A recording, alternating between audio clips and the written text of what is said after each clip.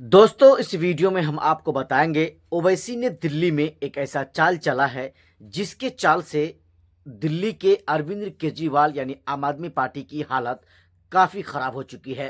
ख़राब मैं इसलिए आपको बता रहा हूं, दिल्ली में एमआईएम पार्टी एक के बाद एक ऐसे चेहरे को चुनावी मैदान में उतार रहे हैं जिसको सुनकर और देखकर आप भी हैरान हो जाएंगे। सबसे पहले मुस्तफाबाद विधानसभा में 2020 में दिल्ली में हुए दंगे के आरोपी हाजी ताहिर हुसैन को एमआईएम पार्टी ने आज से तकरीबन 15 या 20 दिन पहले ही अपना उम्मीदवार ऐलान कर दिया था। अब एमआईएम पार्टी ने बीच में सीलमपुर विधानसभा से शाहरुख पठान जो 2020 में हुए दंगे के आरोपी हैं उनको अपना उम्मीदवार सीलमपुर विधानसभा से बनाने के बारे में सोच रही थी। हालांकि वो बातें दब चुकी थी कुछ कारणों की वजह से, लेकिन आज और अभी अभी कुछ देर पहले ओवैसी साहब ने लगभग उनकी तरफ से ये ऐलान कर दिया गया है कि उनके तरफ से ओखला विधानसभा से शफाउर रहमान को एमआईएम पार्टी अपना उम्मीदवार बनाएगी, चुनावी मैदान में उतारेगी। ये वो शफीउर रहमान है जो 2020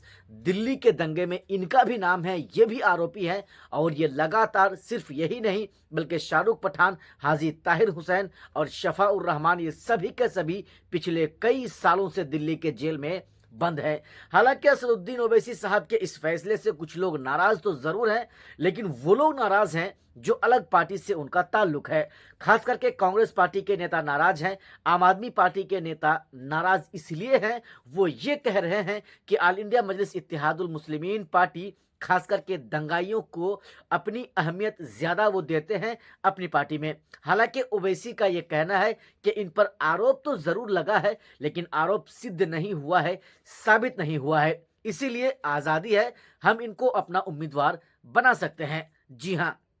हालांकि असदुद्दीन ओवैसी साहब के बारे में ये कहा जा रहा है कि दिल्ली विधानसभा चुनाव में पूरी मजबूती के साथ वो चुनाव लड़ेंगे और इतिहास के पन्ने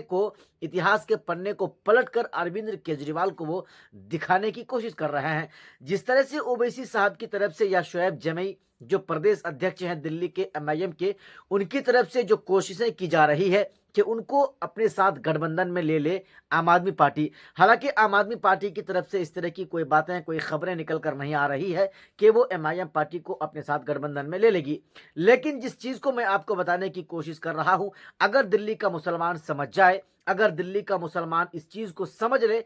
ओवैसी का उम्मीदवार चुनाव जीते या हारे हमें इससे कोई फर्क नहीं पड़ता है। हमें सिर्फ ओवैसी के उम्मीदवार को ही वोट डालना है, हमें उनके पतन के जो निशान है उस पर ही वोट डालना है। तो दोस्तों वहां का माहौल ऐसा बन जाएगा कि वहां पर अरविंद केजरीवाल चुनाव हार जाएगा, या तो वहां पर एमआईएम पार्टी चुनाव जीत जाएगी या एमआईएम पार्टी के अलावा कोई और दूसरी पार्टी चुनाव जीत जाएगी। ऐसे में अरविंद केजरीवाल को उसकी अपनी औकात पता चल जाएगा और आने वाला 2030 के विधानसभा चुनाव में फिर वो एमआईएम पार्टी और ओवैसी को छोड़कर चुनाव लड़ने की हिम्मत नहीं करेगा। बाकी दोस्तों आपको क्या लग रहा है, क्या ओवैसी जिस तरह से एक के बाद एक दंगाइयों को जो टिकट दे रहे हैं, जिनके नाम केस है, जिनके नाम एफआईआर दर्ज है, ऐसे लोगों को ओवैसी जो दिल्ली विधानसभा चुनाव में टिकट दे रहे हैं, क्या ओवैसी ये सही कर